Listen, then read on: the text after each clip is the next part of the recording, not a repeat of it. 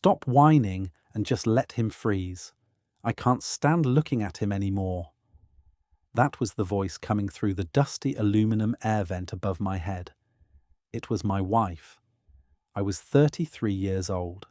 I was violently shivering on the bare, cracked concrete floor of an unfinished basement in Providence, Rhode Island. I was wearing a hospital-grade, rigid plastic neck brace that dug mercilessly into my jawline and collarbone with every frantic, involuntary shudder of my body. My right collarbone was pinned together with a heavy plate of surgical steel and 8 titanium screws after a massive, life-altering fall. I had no blanket. I had no phone. The heavy brass deadbolt at the top of the steep wooden basement stairs had been locked from the outside. The temperature in that subterranean concrete box was exactly 14 degrees. The cold wasn't just a sensation, it was an aggressive, living entity.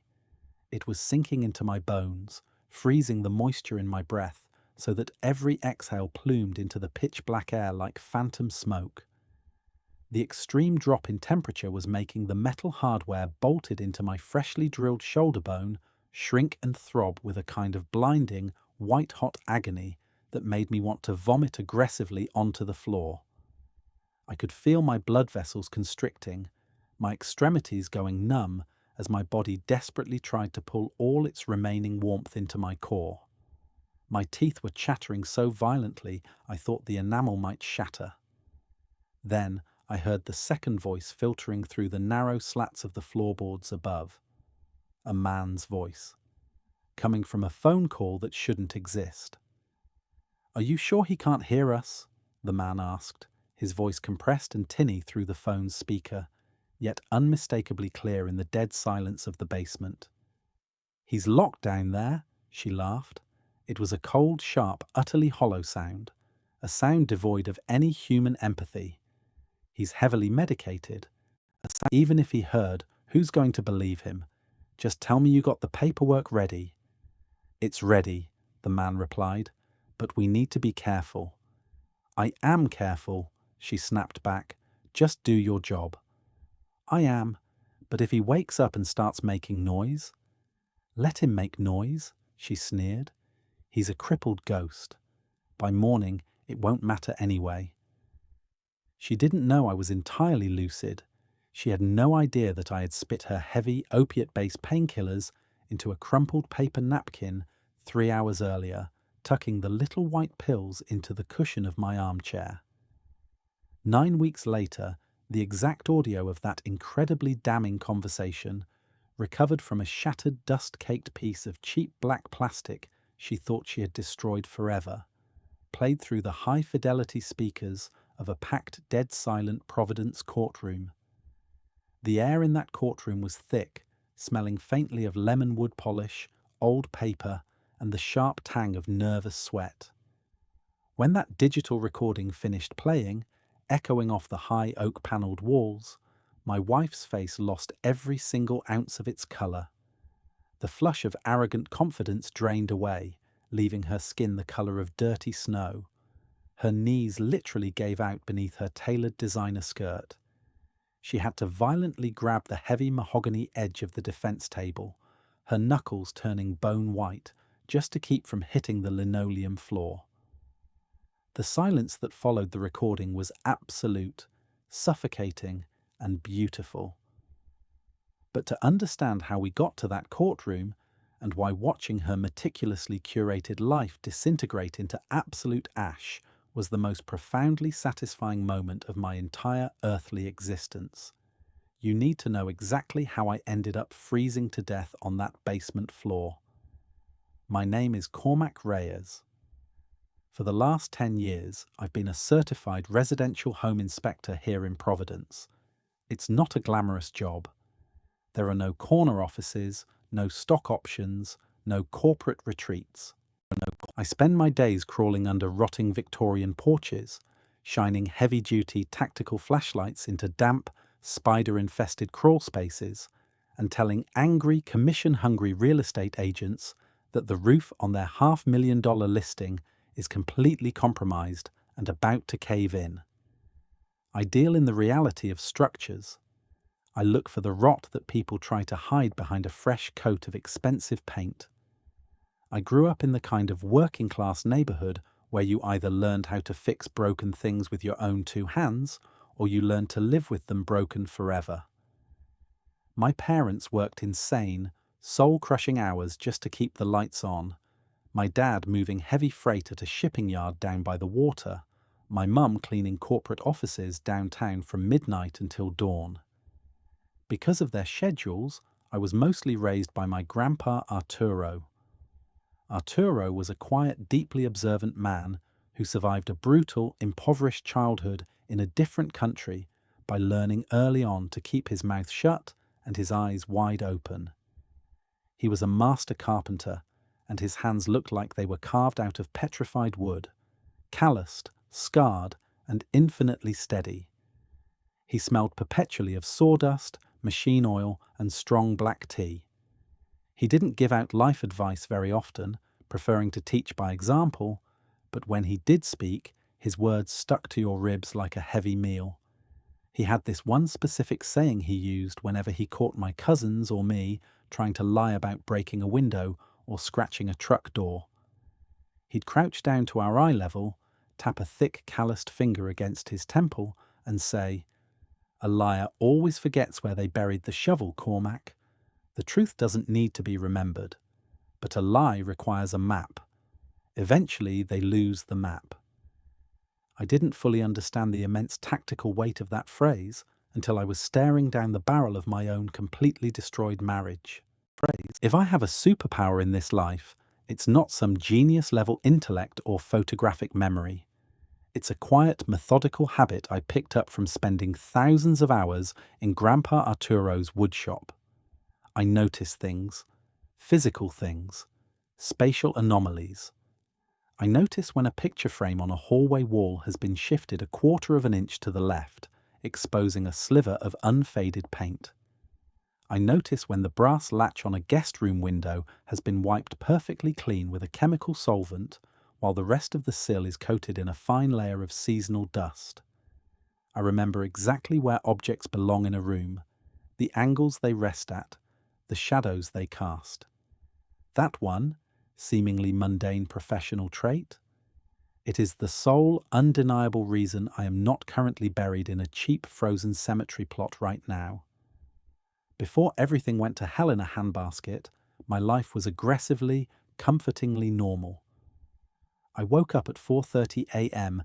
every single day without an alarm.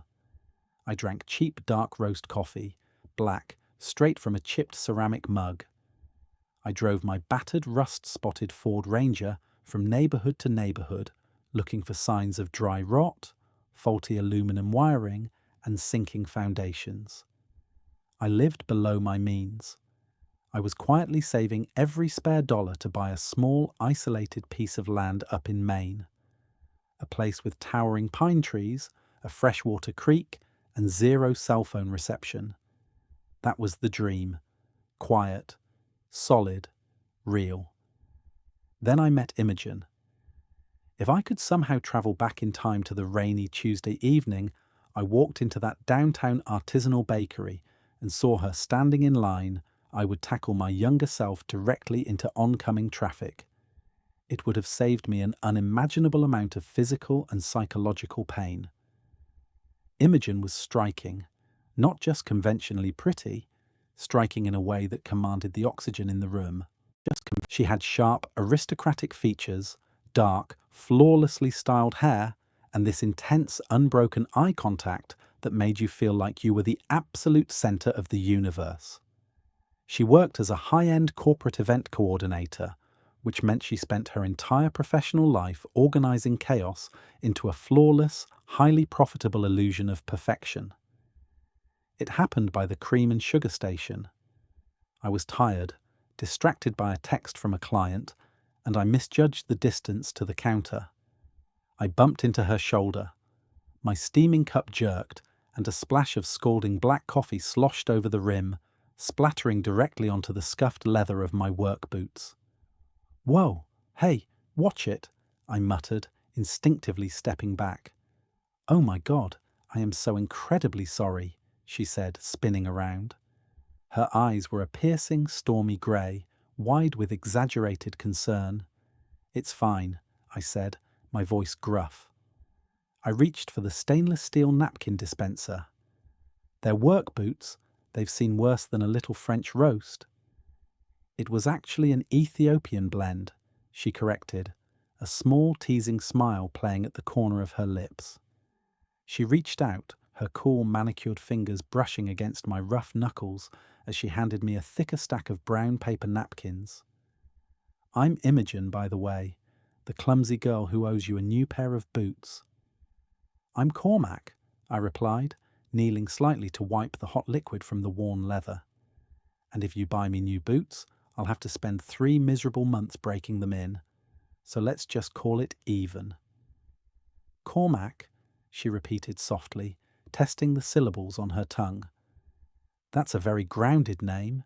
You look grounded. What do you do for a living? I'm a home inspector, I said, tossing the damp napkins into the trash.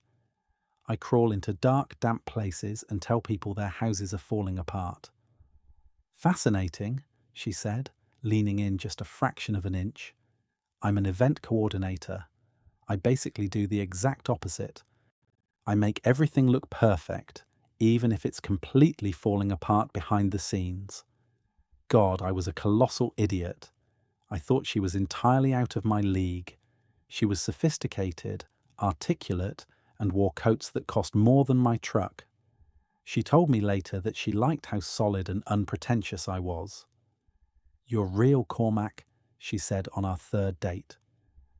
We were sitting across from each other at a tiny, dimly lit corner table at a little family-owned Italian place in Federal Hill, eating garlic shrimp scampi. The candlelight flickered across her face, casting soft shadows. Everyone in my industry is so fake. They're all social climbers wearing masks. You're grounded. You know who you are. I just know what I'm not, I replied, taking a sip of the cheap table wine. I'm not cut out for the cocktail party life. That's exactly what I love about you, she smiled, reaching across the white tablecloth to lace her fingers through mine. Her skin was incredibly soft. You anchor me. Looking back with the brutal clarity of hindsight, the red flags weren't just flags. They were a massive, coordinated military parade. I should have noticed how she treated service workers. That night at the Italian place, if our water glasses weren't filled fast enough, her demeanor would shift instantaneously. Her voice would drop a full octave, losing all its warmth, and she'd speak to the exhausted waiters with this slow, venomous, surgical condescension. "Excuse me," she had said to our young waiter, her eyes narrowing into cold slits. "I asked for lemon with this water 10 minutes ago. Is the kitchen growing the tree from seed, or are you just incredibly bad at your job?" "Imogen, it's fine," I had whispered, embarrassed. "No, Cormac, it's not fine," she replied smoothly, not breaking eye contact with the terrified kid. "Competence isn't a luxury, it's a baseline requirement." I should have noticed how she had absolutely no childhood friends, not a single one. Every person in her life, every contact in her phone was a recent acquisition, someone who could do something for her, elevate her status, or provide a service. But I ignored the rot in the foundation because the facade was so breathtaking. I was deeply in love, or at least I was heavily under the influence of whatever intoxicating, narcissistic spell she was casting. We got married 2 years later in a lavish ceremony that she coordinated down to the millimeter. We bought a beautiful, aging 3-story colonial house in a highly desirable, historic part of Providence. It had hardwood floors, a slate roof, and a massive brick fireplace. The bones of the house were good. I spent 3 days checking them myself. For the first 2 years of the marriage, we were genuinely happy. At least the surface of the water looked completely calm. We hosted elegant dinner parties for her clients. We spent weekends painting the living room a soft sage green. She used to leave little yellow sticky notes on my bathroom mirror before she left for work. "You're my rock," they would say in her sweeping, elegant cursive. "Have a great day, handsome." I found out much later, during the legal discovery process, that she was buying the exact same brand of yellow sticky notes to leave in the leather-upholstered glove box of another man's imported luxury car. The fracture in our marriage started small. It always does. Water doesn't destroy a foundation overnight. It finds a hairline crack and slowly freezes, expanding until the concrete shatters. It was mid-October. The air outside was crisp, smelling of dying leaves and wood smoke. We were sitting on our plush living room couch watching an old black and white noir film. The only light in the room came from the television screen, casting flickering grey shadows over her face. Her phone, resting on the glass coffee table, buzzed aggressively. Normally it rested face up, the screen illuminating with incoming notifications. Tonight, she reached over with practiced fluid speed, silenced the device, and flipped it face down against the glass. The motion was smooth, but to my trained eye, it was entirely deliberate. "Who's texting at 10 o'clock on a Tuesday?" I asked casually, keeping my eyes on the movie. "Just a vendor," she said, her voice entirely flat, not looking away from the TV screen. "Gareth is having a massive crisis about the floral arrangements for the charity gala this weekend." "Gareth?" I asked, raising an eyebrow. "Since when does your brother care about floral arrangements?" "He's helping me coordinate the load-in," she replied quickly. Too quickly. "He needs the money." Gareth was her older brother. He was a deeply unpleasant, aggressively entitled guy who possessed the intellectual depth of a dried-up puddle in July. He bounced endlessly between failed, half-baked business ventures, always needing a financial bailout from his family. He passionately hated me because I had flatly refused to lend him $10,000 for a ridiculous, doomed cryptocurrency scheme 2 years ago. I had looked at his business plan, called it a scam to his face, and told him to get a real job. He never forgave me for the humiliation. "Tell him to call the florist directly," I said, shifting my weight on the couch. "You're off the clock." "I'll handle my business, Cormac. You handle yours," she snapped, a sudden edge of defensive hostility in her tone. I accepted her excuse that night. I didn't want to start an argument over nothing. But the secretive behavior rapidly multiplied.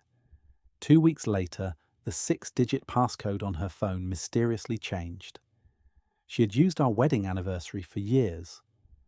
One afternoon, while I was driving us down the interstate in pouring rain, I asked her to check the local weather radar on her phone because mine was in my bag in the back seat. She physically pulled the phone away from the center console, shielding the screen with her body, typed the new code so I couldn't see the movement of her fingers, and then coldly read the screen. "It's going to rain until 4, she said, locking the screen immediately and sliding it into her designer purse. "Did you change your passcode?" I asked, keeping my eyes on the wet road.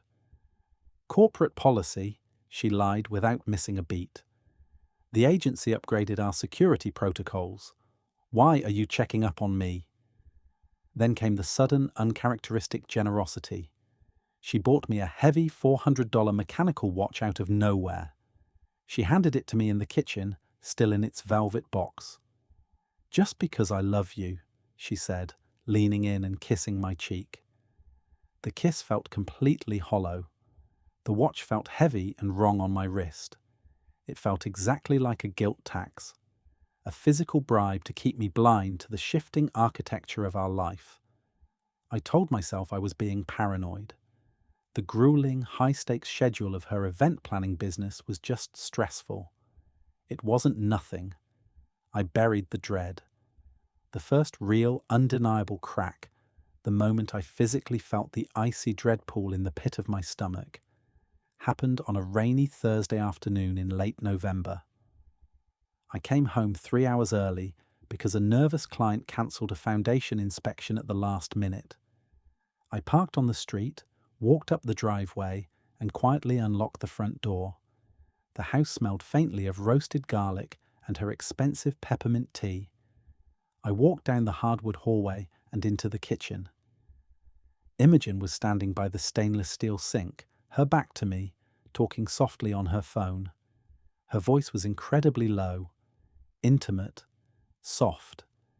It was the exact melodic tone she used to use with me when we first met at that bakery. "I know, baby," she murmured, tracing a finger along the edge of the granite countertop. "Just be patient. We're almost there." The paperwork just takes time. I miss you too. I reached into my heavy canvas work jacket, pulled out my brass house keys, and dropped them onto the kitchen island. The heavy metal hit the polished stone with a sharp, echoing clang that seemed to vibrate through the entire room. Imogen spun around violently. Her eyes went incredibly wide, the pupils dilated with pure, unfiltered panic. She didn't say goodbye to the person on the line. She didn't offer a concluding sentence. She just abruptly ended the call, her thumb jabbing aggressively at the red icon on the screen. "You're home early," she said. Her breathing was shallow, and her voice was a full octave higher than normal.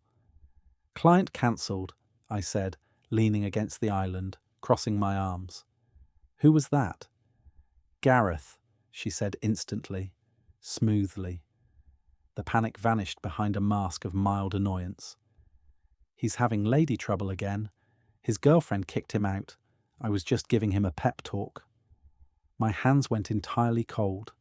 I could feel the blood rushing in my ears. I knew she was lying. "You don't call your toxic deadbeat brother baby," in a hushed bedroom whisper, "unless you belong in a very different, highly illegal kind of documentary." "You call Gareth baby?" I asked, my voice dangerously quiet. "When he's crying his eyes out on the phone?" "Yes, Cormac, I use terms of endearment to calm him down," she shot back, her eyes narrowing. "Are you policing my vocabulary now?" "I'm not policing anything," I said carefully. "It just sounded different." "Well, it wasn't. God, you are so suffocating sometimes," she scoffed, pushing past me toward the hallway. "I'm going to take a shower.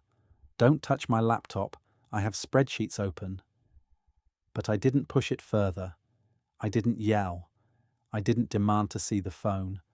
I didn't have solid proof, and accusing a liar without evidence only teaches them to hide their tracks better. And that was the night I checked her phone while she was in the shower. The sound of the rushing water echoed through the bathroom door. I picked up her phone from the nightstand. I guessed the new passcode on the third try. It was her own birth date. Typical, staggering narcissism. What I found in her messages wasn't a smoking gun. It was infinitely worse. It was a complete vacuum. I opened her text thread with Gareth. Her entire messaging history with her brother was completely, meticulously empty, wiped clean. No normal sibling banter, no complaints about their parents, no links to articles, nothing. The screen was stark white. I stood in the doorway of our bedroom, listening to the shower running, staring at that blank, glowing screen. My heart was thumping violently against my ribs, a heavy, rhythmic pounding that I could feel in my throat. People who have absolutely nothing to hide do not delete entire, years-long conversation threads with their immediate family members. I didn't confront her. Not yet. I carefully placed the phone exactly where I found it, matching the angle on the nightstand. I needed to know the exact shape and size of the monster I was fighting before I threw a blind punch in the dark. I didn't know it then, but my absolute silence in that moment was the smartest, most vital decision I ever made in my life. The escalation began slowly, testing the waters, and then arrived all at once. When a toxic, narcissistic person realizes they are slowly losing their psychological grip on you, they don't retreat or apologize. They tighten the screws. They initiate a campaign of destruction. Beat one was the public disrespect. Small, cutting, surgical remarks designed to belittle me in front of an audience. We were hosting a catered dinner party for 6 of her high-net-worth colleagues. The dining room smelled of rosemary, roasting lamb, and expensive red wine. The host, a wealthy real estate developer, politely asked me about the strangest thing I'd ever found during an inspection. I smiled and started telling a genuinely funny story about finding a territorial family of raccoons living inside the main ventilation shaft of a luxury condo. Imogen interrupted me loudly, letting out a sharp, theatrical laugh that cut right through my sentence. "Oh, please, don't bore everyone with your gross pest control stories, Cormac," she said, waving her wineglass dismissively. "He basically crawls around in actual dirt for a living," she added, looking around the table, inviting them to join in her mockery. "I literally have to hose him down in the backyard before I let him in the house. It's like being married to a stray dog." The table chuckled nervously, glancing between the two of us. The air in the room grew thick and incredibly awkward. I looked at her. She looked back at me over the rim of her crystal glass, her eyes flat and daring. Daring me to cause a scene. Daring me to prove her point that I was uncivilized. I didn't take the bait. I slowly took a sip of my ice water, set the glass down silently, and stayed completely quiet for the rest of the meal. Beat 2 was the physical control. She started aggressively criticizing my appearance and my presence in my own home. My flannel shirts and canvas work pants were suddenly too blue collar for her aesthetic. My battered work truck was suddenly an embarrassment to her in front of the wealthy neighbors. "You need to park that rusted piece of junk down the street," she demanded one morning, glaring out the kitchen window. "It makes our driveway look like a construction site." "It's my truck, Imogen. I park it in my driveway," I replied calmly, pouring my coffee. "It's an eyesore," she hissed. When I flatly refused to move it, she conveniently lost my spare set of truck keys that hung by the door. I spent 2 hours tearing the house apart looking for them. She watched me from the couch, sipping tea, a faint smirk on her face. I had to pay a locksmith $200 to program a replacement key. Beat 3 was the replacement, the brazen, undeniable scent of infidelity. It was late November. A freezing rain was lashing against the living room windows. She came home at midnight from a supposed late-night networking event downtown. She walked through the front door, kicked off her heels, and threw her heavy damp wool coat over the back of the mahogany dining chair. When I walked past the chair a few minutes later to get a glass of water from the kitchen, the scent hit me like a physical blow to the face. It wasn't her floral expensive perfume, it was men's cologne. Heavy, musky, and expensive. It smelled aggressively of sandalwood, cedar, and bergamot. It was soaked into the wool collar of her coat. I do not wear cologne. I have never worn cologne. I wear generic deodorant that comes in a blue plastic stick. "You smell like a men's department store," I said from the kitchen archway, staring at her as she opened the refrigerator. She didn't miss a beat. She didn't flinch. "I was hugging clients all night, Cormac. The venue was incredibly crowded. Jesus, you're so suffocating lately." She slammed the refrigerator door shut. "Are you going to interrogate me every single time I walk through my own front door? Because if you are, I'll just start staying at a hotel." She flipped the reality entirely on me. Classic, textbook manipulation. She made me the villain for noticing the obvious truth. Beat 4 was the ladder fall. The violent moment my physical life shattered into pieces. It was the first week of December. The air was brutally cold, the sky a bruised, heavy grey. I was hired to inspect a massive 3-story Victorian home on the east side of the city. It had a steep, treacherous, original slate roof that needed checking. I set up my heavy-duty 24-foot aluminum extension ladder on the flagstone back patio. I always, without exception, check my locking mechanisms before climbing. Always. It's deeply ingrained muscle memory. I clicked the heavy metal rungs into place. I visually inspected the steel hinge locks. I tested the weight by bouncing on the bottom rung. It was completely solid. I began to climb. The wind was howling off the bay, biting through my jacket. I reached the second-story window ledge. I was about 20 feet in the air, the cold slate of the roof just inches from my face.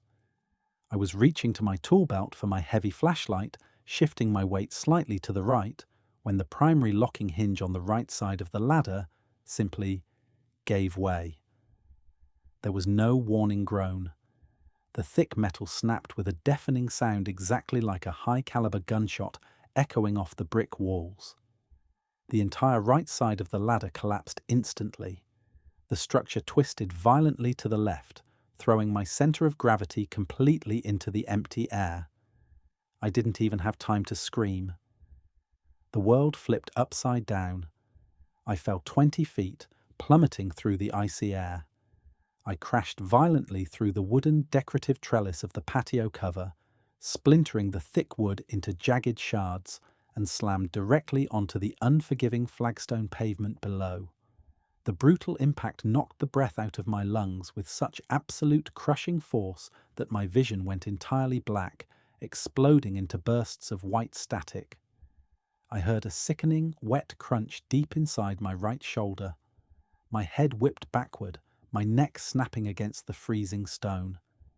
I lay there on the ground, completely paralyzed by the shock, gasping like a dying fish on a wooden dock. The metallic, hot taste of copper flooded my mouth. I tried to move my right arm, but it wouldn't respond. The pain was absolute, transcending mere physical sensation into a realm of pure, blinding agony. It felt like someone had driven a rusted railroad spike through my collarbone and set it on fire. The homeowner, hearing the crash, ran outside, found me bleeding on the stones 3 minutes later, and immediately called an ambulance.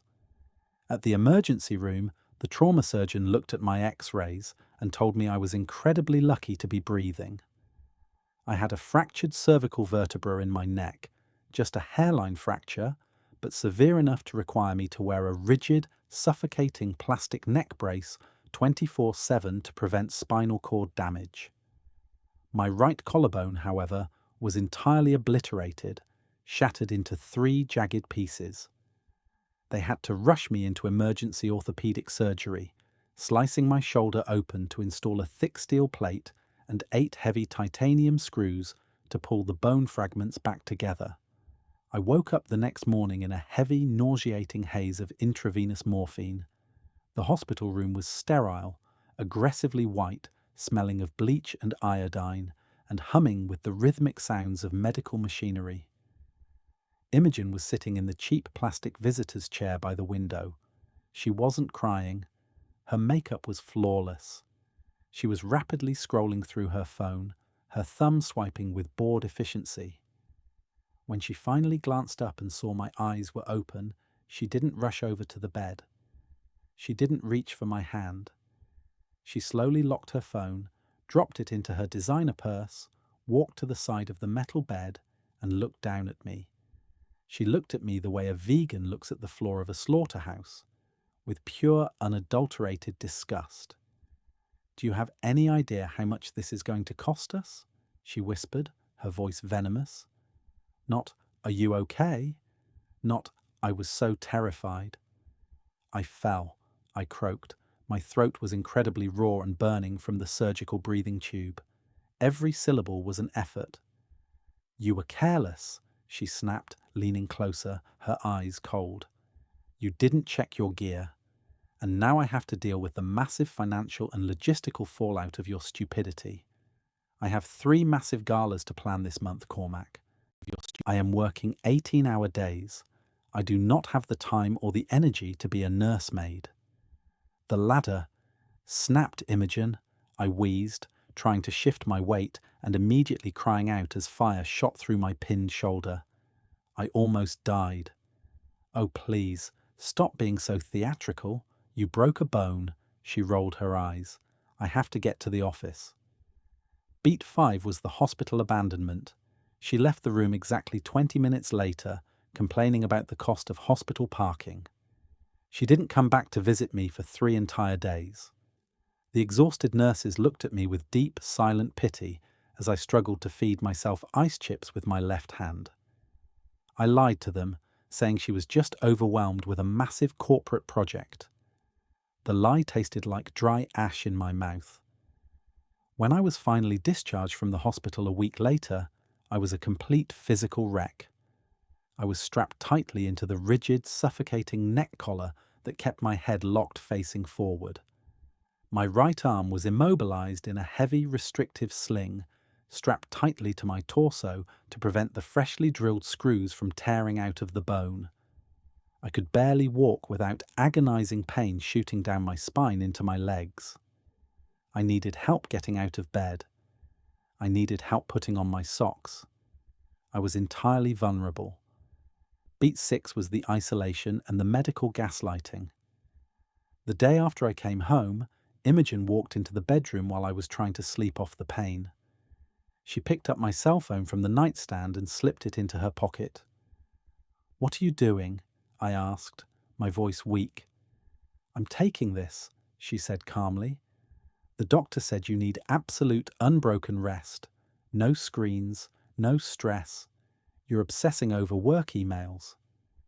"Imogen, I need my phone to coordinate my physical therapy," I protested, trying to sit up and instantly failing. "I'll handle your appointments," she said, walking toward the door. She didn't handle them. She cancelled them.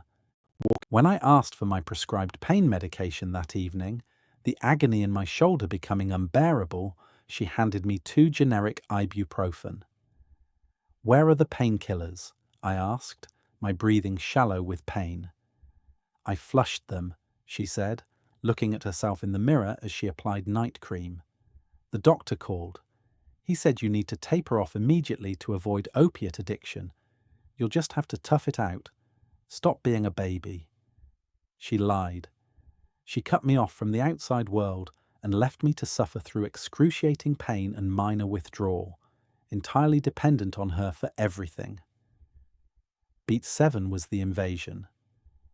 3 days later, I walked down the hallway, shuffling, really, dragging my feet across the hardwood, and found a pair of enormous mud-caked work boots sitting on my expensive Persian rug by the front door. I recognized them immediately. Gareth's boots. The faint smell of stale beer and cheap weed lingered in the air. "What is he doing here?" I asked Imogen, finding her in the kitchen drinking wine. "I invited Gareth to stay in the guest room for a few weeks," she said coldly, taking a sip from her glass. "Since you're completely useless right now, someone needs to help me around the house. He's doing me a massive favour." "I don't want him in my house," I said, my voice shaking with anger and pain. "It's my house too, Cormac, and frankly, you don't get a vote right now." Gareth wasn't helping with the house. He was a vicious parasite. He ate all my expensive groceries, drank my good craft beer, and left his greasy takeout trash piled on the glass coffee table. Whenever Imogen left the house for work, Gareth would intentionally turn the living room television up to maximum volume, the bass rattling the floorboards, just to cause my stress-induced headaches to spike into blinding migraines. Beat 8 was the physical assault. I was in the kitchen on a Tuesday afternoon, desperately trying to pour myself a glass of tap water with my non-dominant left hand. My fingers were trembling badly from the constant, unmedicated pain echoing through my shoulder. The heavy glass slipped from my weak grip, hit the granite counter, and shattered violently onto the tile floor, sending sharp shards of glass everywhere. Gareth walked into the kitchen, wearing sweatpants and a stained t-shirt. He looked down at the shattered glass, then looked up at me, a cruel, mocking grin spreading across his face. "Clean it up, cripple," he sneered, crossing his thick arms. "I can't bend down, Gareth," I said, my voice tight with restraint. "My neck is fractured. If I bend over, I risk paralyzing myself. Grab the broom. He uncrossed his arms and stepped aggressively into my personal space. He was 2 inches taller than me and 50 pounds heavier. He smelled of unwashed hair and malice. "You're pathetic," he whispered, his eyes dark. "You're dragging my sister down. You're nothing but a burden." And then, without any warning, he shoved me, hard, with both hands directly in the center of my chest. I stumbled backward helplessly. Because my right arm was strapped to my chest in the sling and my neck was locked in the brace, I couldn't use my arms or my head to catch my balance. My heels caught on the edge of the rug. I fell backward, twisting awkwardly, and hit the hard wooden edge of the kitchen island. The impact exploded through my pinned shoulder. The pain was so sharp, so instantly catastrophic, that my vision completely whited out. I collapsed onto the floor, screaming in agony, landing mere inches from the broken glass. I lay there on the tiles, gasping for air that wouldn't come, tears of pure physical pain leaking from my eyes. Imogen walked into the kitchen at that exact moment, carrying a stack of mail. I looked up at her from the floor, clutching my destroyed shoulder, wheezing. "He just shoved me," I gasped out. "He assaulted me." Imogen looked calmly at Gareth. Gareth just shrugged, feigning innocence. "Jude just tripped on his own feet. He's clumsy," Gareth lied smoothly. Imogen looked back down at me. Her expression was completely devoid of sympathy. "You're being incredibly dramatic, Cormac," she said, her voice dripping with annoyance. "You probably just lost your balance. Stop trying to get my brother in trouble and go lie down in the bedroom. Your whining is giving me a migraine." That was the exact crystalline moment the very last shred of my love for my wife burned away. It evaporated into the cold air, leaving absolutely nothing behind but cold, hardened, blackened ash. Beat 9 was the institutional threat. The very next morning, I confronted her in the hallway. I told her Gareth had to leave the house immediately. I told her I couldn't recover from major surgery in an environment where I was being physically assaulted. She stopped walking. She turned to me, her eyes completely dead, flat and reptilian. "Listen to me very, very carefully," she whispered, stepping aggressively into my personal space until I could smell the mint on her breath. "This house is currently in both our names.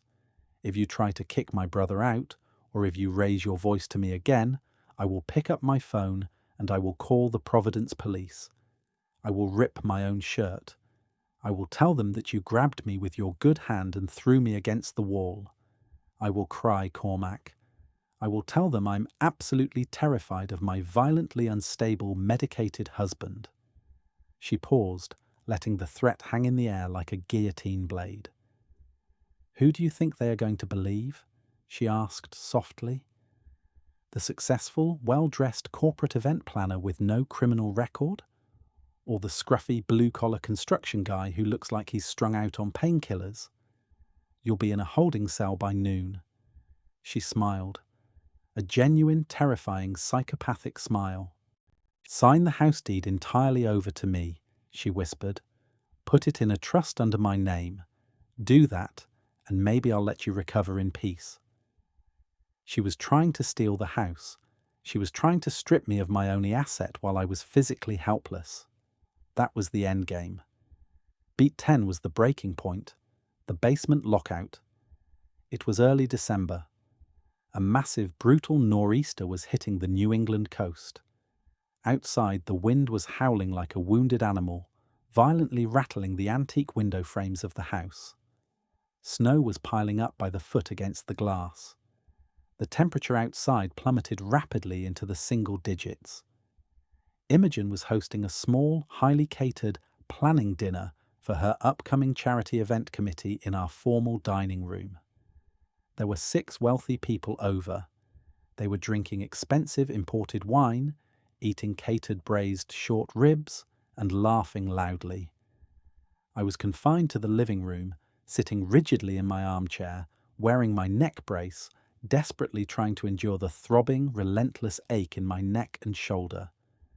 I shifted my weight to relieve the pressure on my spine, and an involuntary groan of pain escaped my lips. Imogen walked briskly into the living room, closing the French doors behind her. Her face was a terrifying mask of pure, unadulterated rage. "You are ruining my dinner," she hissed, pointing a manicured finger at my face. "I'm in pain," I said quietly, looking up at her. "I'm just sitting here. I haven't said a word to your guests." "I don't care," she said, her voice a venomous whisper. "Your groaning is pathetic. You're doing it for attention. Get up. You're going downstairs." "Imogen, no," I pleaded, genuine fear entering my voice. "The heating vents don't work down in the basement. It's an icebox down there. It's freezing." I said, "Get up." "I can't navigate those steep wooden stairs. My balance is completely shot." "Then I'll help you," she snarled. She grabbed my left arm, my good arm, and hauled me violently upward. The sudden, aggressive movement jerked my neck against the plastic brace. I cried out loudly as a white-hot spike of pain shot down my spinal cord. She didn't care. She pushed me roughly toward the heavy wooden basement door in the hallway. "Go down there and stay completely quiet until they leave," she ordered, turning the brass knob and shoving me through the threshold. I was far too weak, too broken, to fight her off. I stumbled awkwardly down the steep, creaking wooden stairs into the unfinished basement. It was a cavernous space of bare concrete, exposed copper pipes, thick dust, and shadows. As soon as my feet hit the bottom step, I heard the heavy final thud of the door closing above me, and then the unmistakable metallic click of the heavy deadbolt sliding into place. I was locked in. Panic surged through my chest. I awkwardly climbed back up the stairs, my legs shaking. I pounded the side of my left fist against the solid wood of the door. "Imogen, open the door," I yelled, my voice hoarse. "Imogen, please, it's freezing." Nothing, just the muffled, joyous sound of laughter echoing from the dining room above. I slowly descended the stairs and sat heavily on the bottom step. The cold was immediate and violently aggressive. It seeped straight through the thin fabric of my sweatpants. Within an hour, I was shivering uncontrollably. Every single shiver pulled painfully at the surgical screws buried in my collarbone. It was torture. Pure, unadulterated, calculated physical torture. I slowly lowered myself onto the freezing concrete floor, curling my body into a tight ball, desperately trying to conserve whatever body heat I had left. The hours dragged on like wet cement. I heard the dinner party eventually end. I heard the front door open and close. I heard the muffled sounds of cars driving away in the snow. I waited, staring up at the door in the darkness, waiting for the deadbolt to click open. I waited for her to let me out. She didn't. She turned off the lights upstairs and went to bed. She left me down there all night. At 3 a.m., the temperature in the basement dropped to a lethal 14 degrees. The cold was a physical weight crushing my chest.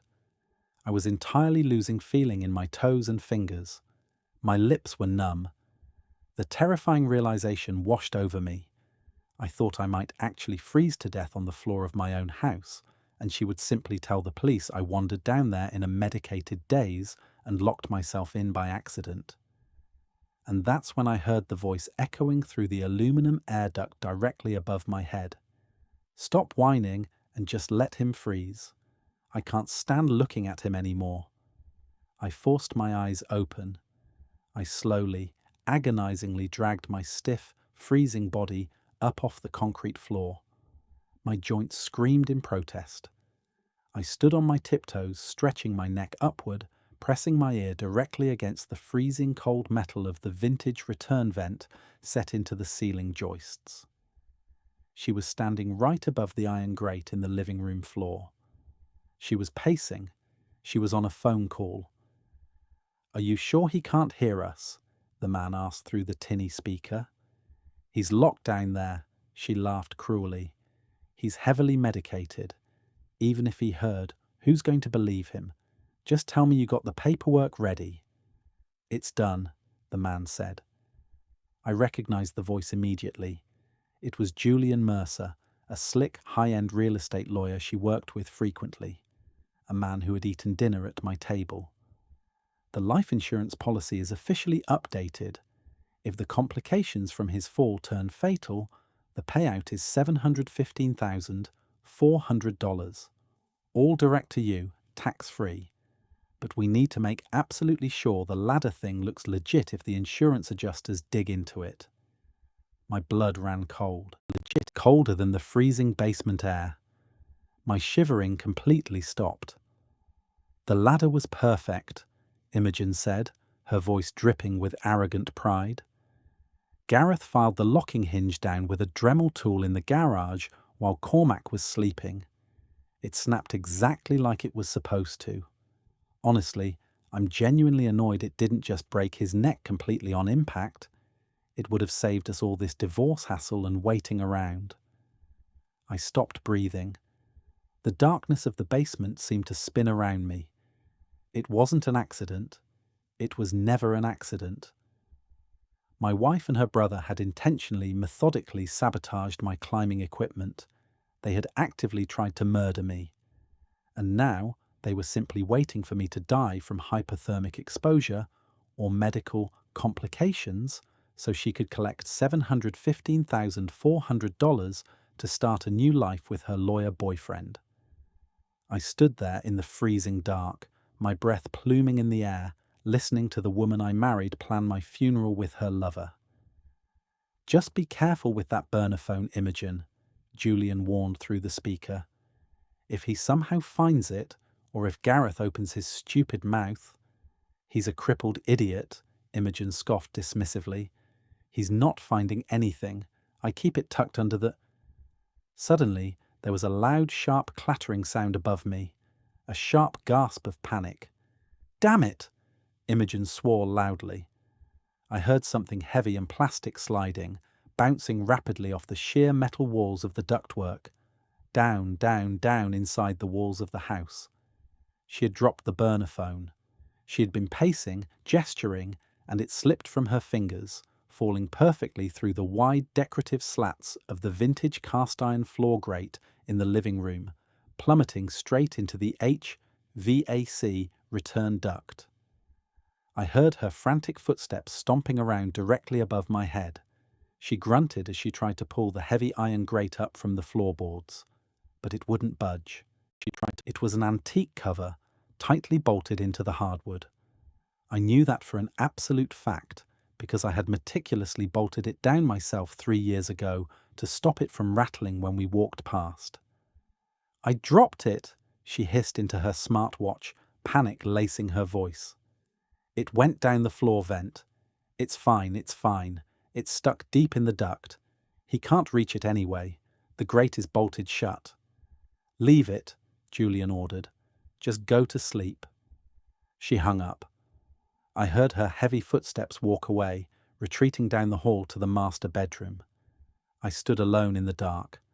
My physical body was freezing, the temperature plummeting, but my mind was suddenly, violently crystal clear. The agonizing pain in my shoulder faded entirely into the background, replaced by a massive, surging flood of pure, icy adrenaline. Grandpa Arturo's voice echoed loudly in my head, cutting through the darkness. "A liar always forgets where they buried the shovel, Cormac." She thought the phone was completely out of reach. She thought it was buried in the walls. She forgot who she married. She forgot what I do for a living every single day. I am a master home inspector. I know the internal, hidden anatomy of a house far better than a trauma surgeon knows the chambers of a human heart. I knew exactly where that specific return duct fed into. It didn't just stop in the wall. It dropped straight down the vertical wall cavity, ran along the basement ceiling joists, and emptied directly into the main furnace filter housing, located immediately behind the ash trap of the basement fireplace. I didn't panic. I didn't yell in triumph. I moved with absolute silent purpose. I walked slowly over to the massive metal furnace unit sitting in the far dark corner of the basement. I knelt on the freezing concrete. I used my good left hand to carefully unlatch the heavy metal access panel on the side of the blower unit. I gripped the thick pleated cardboard air filter and slid it smoothly out of its metal track. I reached my bare left arm deep inside the housing, feeling blindly around in the dark, dusty, metallic cavern. My fingers brushed against clumps of dust, dead spiders, and cold sheet metal. And then my fingertips brushed against smooth, cold, hard plastic. I grabbed it. I pulled my arm out into the dim light of the basement. It was a cheap black prepaid Android smartphone. The glass screen was heavily cracked from the long fall down the ductwork, spiderwebbed with fractures, but the backlight was still glowing faintly. It was still powered on. I held it in my palm. It felt exactly like holding a live, unpinned grenade. I didn't try to unlock it. I didn't turn the screen on. I carefully tucked the phone into the tight elastic waistband of my sweatpants, hiding it securely under my heavy shirt. I spent the next 6 hours sitting in the corner on the freezing concrete, wide awake, waiting. I didn't sleep a single wink. I just watched the small, dirty basement window slowly turn from pitch black to deep purple to a pale, freezing grey as the sun finally rose over the snow-covered city. At exactly 9 a.m., the heavy deadbolt clicked loudly. The basement door swung open, spilling warm yellow light down the wooden stairs. Imogen stood at the top of the landing, looking down at me. She was wearing a thick, luxurious cream-coloured wool sweater and holding a ceramic mug of steaming, freshly brewed coffee. The smell of the rich roast drifted down the stairs, mocking me. "Are you done throwing your little tantrum?" she asked coldly, taking a sip from her mug. I looked up at her from the floor. I forced my body to shiver violently, exaggerating the movement. I let my shoulders slump. I made my face look entirely broken, defeated, and hopelessly weak. I became the pathetic victim she needed me to be. "I'm sorry," I whispered, letting my voice crack pitifully. "Please, Imogen. I'm so cold, I can't feel my hands." She smiled, a triumphant, vicious, deeply satisfied little smirk. "Good," she said, turning away. "Go take a hot shower. You smell like wet dust." She thought she had entirely won. She thought she had completely broken my spirit. She had absolutely no idea that she had just hand-delivered the exact shovel she used to dig her own shallow grave. What nobody in that house knew was that for the next 3 agonizing weeks, I played the role of the terrified, obedient, broken cripple to absolute perfection. When Gareth mocked me in the kitchen, calling me a loser, I simply looked down at the floor and nodded. When Imogen aggressively demanded I sign the house deed over to her trust, I told her I would absolutely do it as soon as my right hand was strong enough to physically hold a pen to sign the notary documents. I let them believe they were untouchable gods. I fed their staggering narcissism every single day. Meanwhile, beneath the surface, I was quietly, methodically executing my survival plan. The day after the basement lockout, Imogen left the house early for a massive bridal expo downtown. Gareth was passed out cold on the living room couch, snoring loudly, surrounded by empty beer cans. I quietly slipped on my boots, walked out the front door into the freezing, biting wind, and walked 3 long blocks through the snow to a rundown bodega. I used the grimy payphone bolted to the brick wall to call my friend Manny. Manny wasn't a cop. Manny was a brilliant, highly paranoid guy I met 5 years ago when I did a massive commercial inspection on his office building. He ran a private, high-end cybersecurity and data recovery firm downtown. He specialized in extracting deeply buried data from destroyed corporate hard drives and locked encrypted devices for wealthy clients. Manny drove over in his battered Honda, the heater blasting, smelling of black ice air freshener and stale French fries. He picked me up at the snowy corner, and I immediately handed him the cracked black burner phone inside a plastic Ziploc bag. "Can you get into this?" I asked, sitting rigidly in the passenger seat, my breath fogging the cold window. Manny took the bag, adjusting his glasses, and looked closely at the cracked screen. "It's an older model Android. Cheap, off-the-shelf encryption. It's child's play. Give me 3 days max." "What exactly am I looking for in here, Mac?" "Everything," I said, staring straight ahead at the falling snow. "Voice memos, text threads, deleted files, hidden audio recordings, location data. My wife and her brother are actively trying to kill me, Manny. They sabotaged my gear." Manny completely stopped chewing his gum.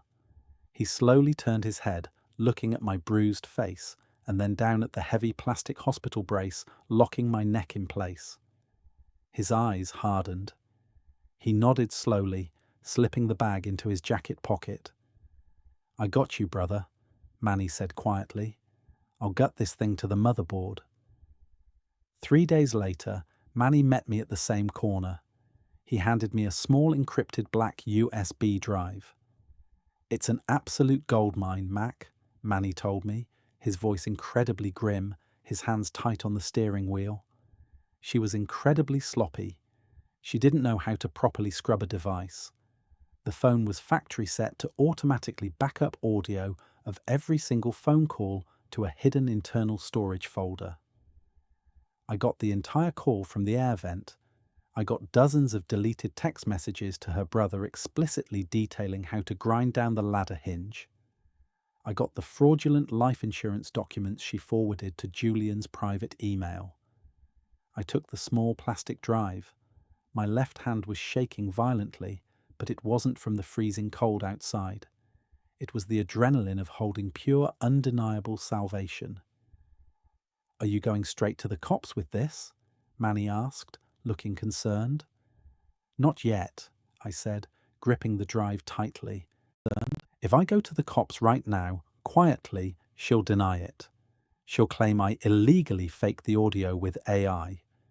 Julian is a high-powered lawyer. He'll hire a massive, expensive defense team and drag it out in court for years, claiming the evidence is circumstantial. No, I need to trap her in public. I need to back her into a corner so tightly, in front of so many witnesses, that she absolutely cannot talk her way out of it." I remembered Grandpa Arturo's voice again. "Never interrupt a liar while they are actively building their own cage. Let them lock the door themselves." I needed Imogen to lock the door behind herself. The violent, spectacular reversal happened exactly 14 days before Christmas. Imogen had meticulously organized what she called a holiday healing gathering at our house. She invited her wealthy parents, her top agency co-workers, Gareth and Julian the lawyer. She told everyone it was a beautiful, intimate dinner to celebrate my miraculous recovery and to show the world how incredibly strong our marriage was, despite the terrible tragedy of my accident. It was a grotesque, calculated performance. She wanted a room full of credible, high-status witnesses to see her playing the role of the endlessly devoted, long-suffering wife before she forced me to finalize the paperwork to steal the house and leave me for dead. The living room was decorated flawlessly. A massive roaring fire was crackling in the brick hearth, casting warm orange light across the room. The rich, heavy smell of cinnamon, roasting lamb, and fresh pine needles filled the air. Everyone was standing around holding delicate crystal wine glasses, laughing softly, wearing expensive cashmere sweaters and tailored suits. I was sitting quietly in my armchair in the corner, still wearing my restrictive neck brace, wearing a simple flannel shirt. I was quiet, observant, and completely ignored by the room.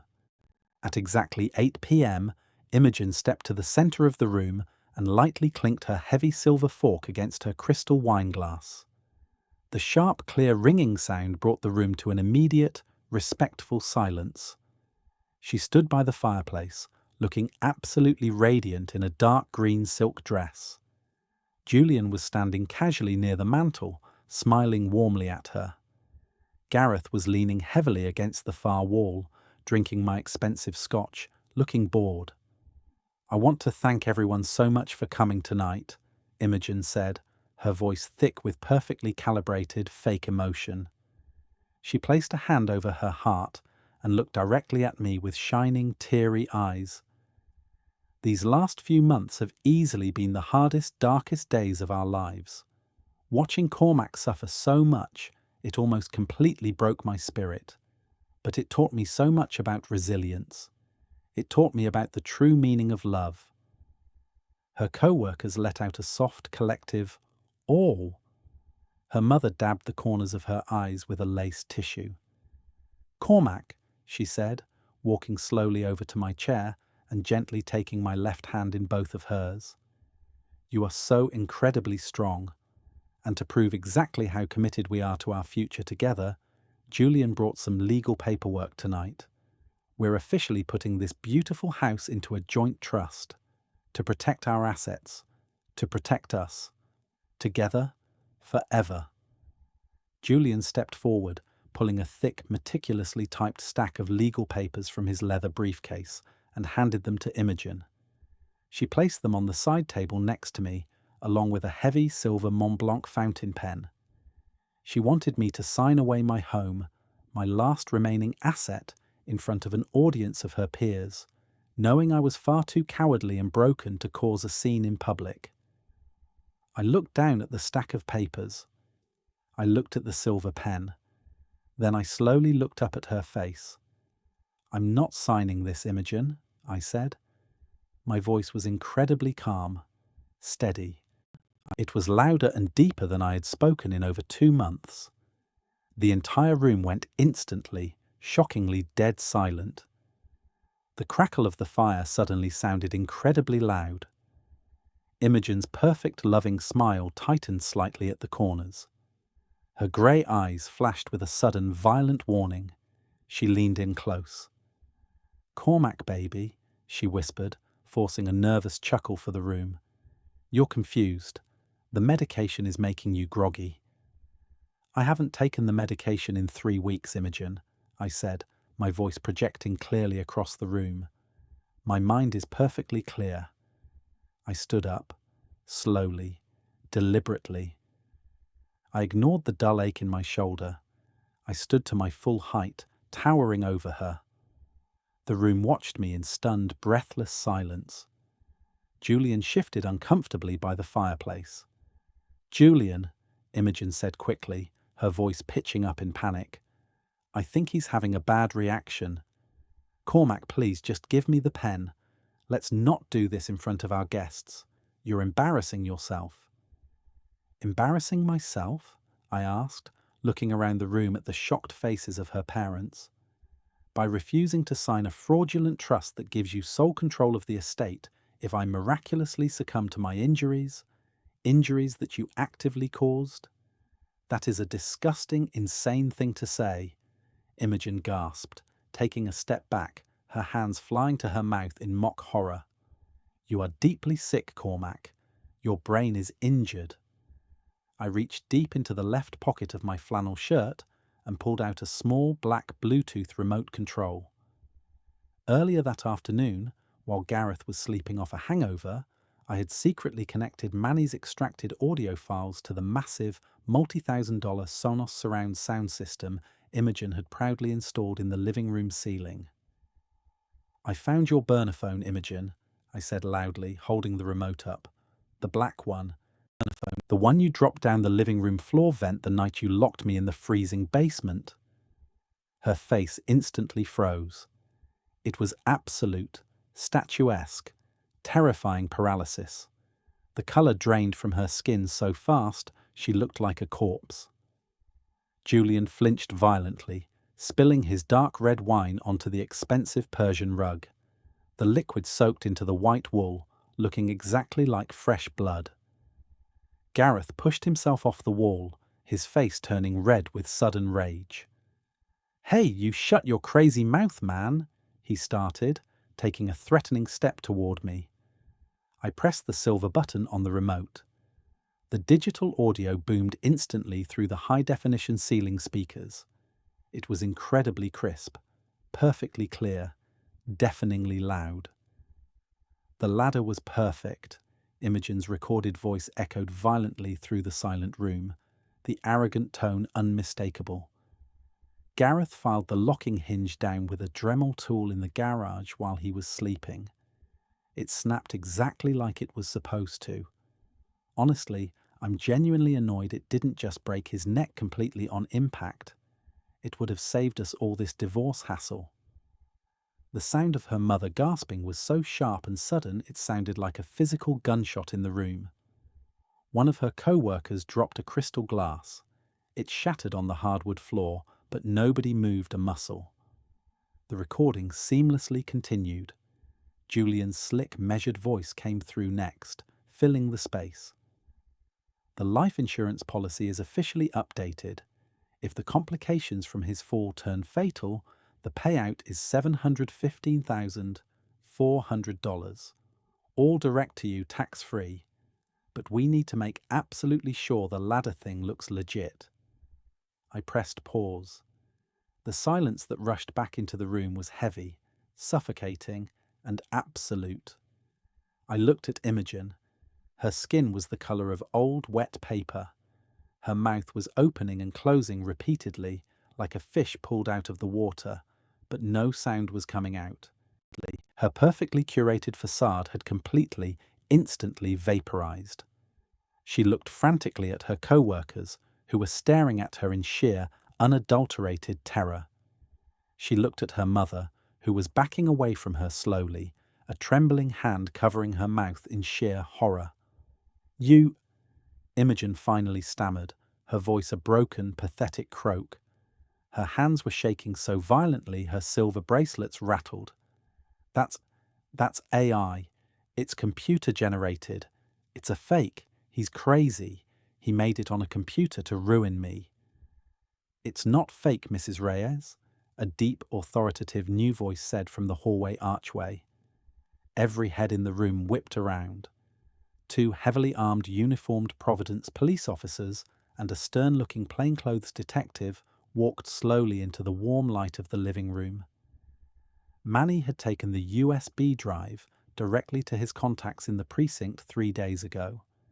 The police had spent the entire weekend quietly verifying the digital audio signatures, pulling the fraudulent insurance records from Julian's firm, and getting a bulletproof warrant signed by a judge.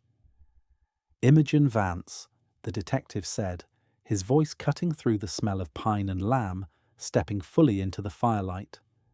"Gareth Vance, Julian Mercer. You are all under arrest for conspiracy to commit murder, massive insurance fraud, and reckless endangerment." Gareth panicked like a trapped animal. He dropped his scotch glass, turned wildly, and sprinted for the glass back door. He was fast, but the cops were faster. He didn't make it 3 steps before the larger uniformed officer tackled him brutally from behind, driving him straight into the drywall. The wall cracked heavily as the officer pinned Gareth's arms violently behind his back, slapping the heavy steel cuffs onto his wrists. Gareth screamed obscenities, his face pressed into the plaster. Imogen didn't run. She didn't fight. She just completely collapsed. The invisible strings holding her up were cut. Her legs gave out completely.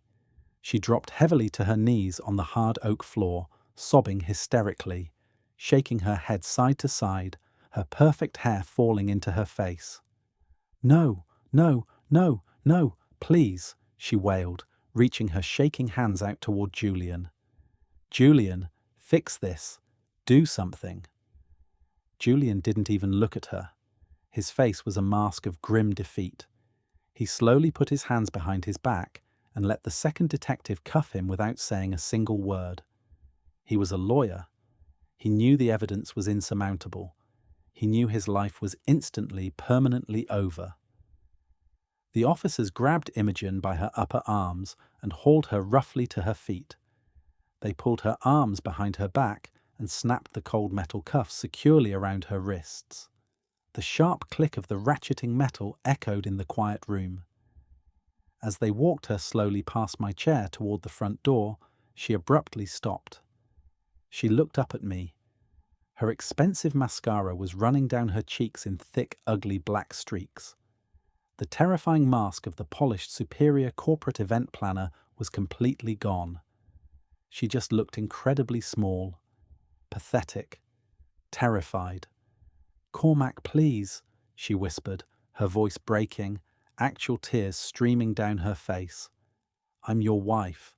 I love you. Please tell them to stop." I looked down at her. I thought about the blinding pain of the steel plate in my shoulder. I thought about the freezing 14-degree concrete floor of the basement.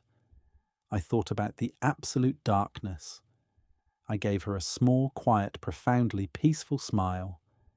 "Enjoy the cold, Imogen," I said. 10 words. That was my final exit.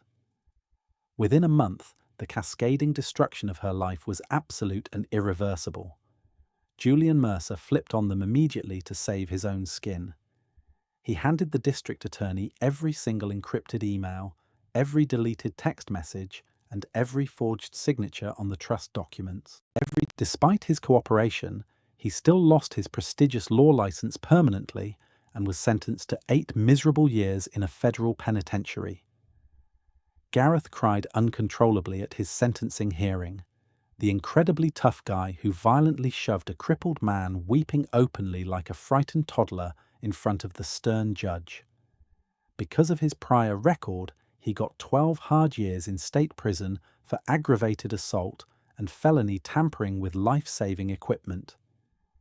Imogen got the hardest hit of all, because she was the undeniable mastermind of the plot, because she lacked any remorse, and because the audio recordings conclusively proved cold, calculated premeditation. The judge showed absolutely zero mercy. She was sentenced to 20 years in a maximum security state facility. Her lucrative event planning business dissolved overnight, her clients fleeing the massive public scandal. Her wealthy parents, horrified by what she had done, completely disowned her and flatly refused to pay a single dime for her high-priced defense attorney. Her former co-workers scrubbed every single photograph of her from their social media profiles. She became an absolute ghost in the city she used to rule. I filed for a heavily contested divorce immediately, because she was legally convicted of attempting to murder me for direct financial gain. The state's strict slayer statutes and aggressive asset forfeiture laws instantly kicked in. I got the massive colonial house. I got all the joint bank accounts. I got her investments. I didn't actually want her dirty money, but taking every last penny meant she had absolutely nothing left to fight with. I stripped her of the only thing she truly loved.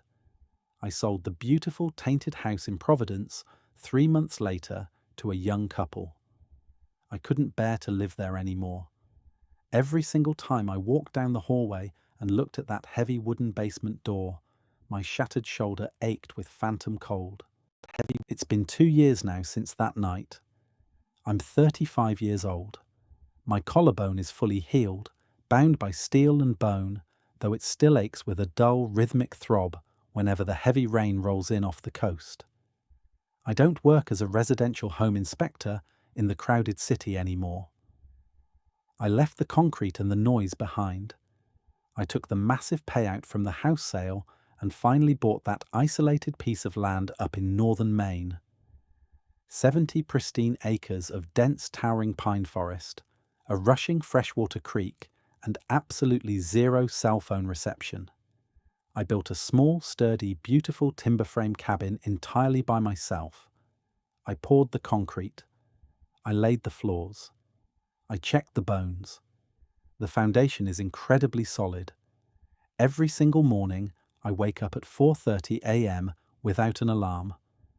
I walk into my quiet kitchen and make a large pot of cheap dark roast coffee.